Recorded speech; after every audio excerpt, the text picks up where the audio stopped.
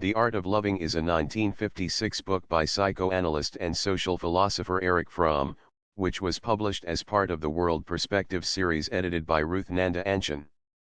He rejects the idea of loving as something magical and mysterious that cannot be analyzed and explained, and is therefore skeptical about popular ideas such as falling in love or being helpless in the face of love.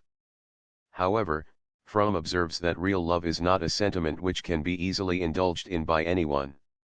It is only through developing one's total personality to the capacity of loving one's neighbor with true humility, courage, faith, and discipline that one attains the capacity to experience real love.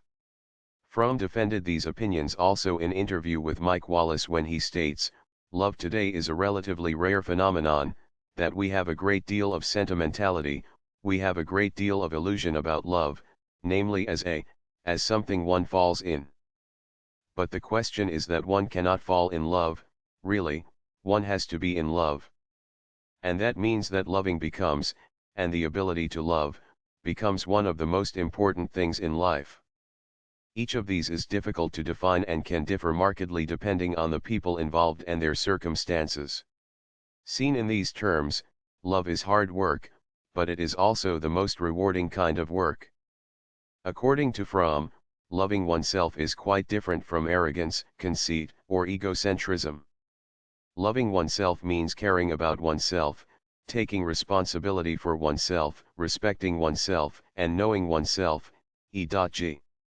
In order to be able to truly love another person, one needs first to love oneself in this way. The current belief is that a couple should be a well-assorted team, sexually and functionally, working towards a common aim. This is in contrast with Fromm's description of true love and intimacy, which involves willful commitment directed toward a single unique individual. One cannot truly love another person if one does not love all of mankind including oneself. To be able to fully comprehend the ideas illustrated in Fromm's book, one must understand the concept of paradoxical thought, or the ability to reconcile opposing principles in one same instance. Fromm himself explains paradoxical thought in the chapters dedicated to the love of God and erotic love.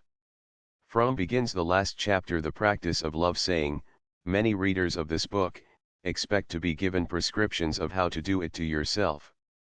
I am afraid that anyone who approaches this last chapter in this spirit will be gravely disappointed.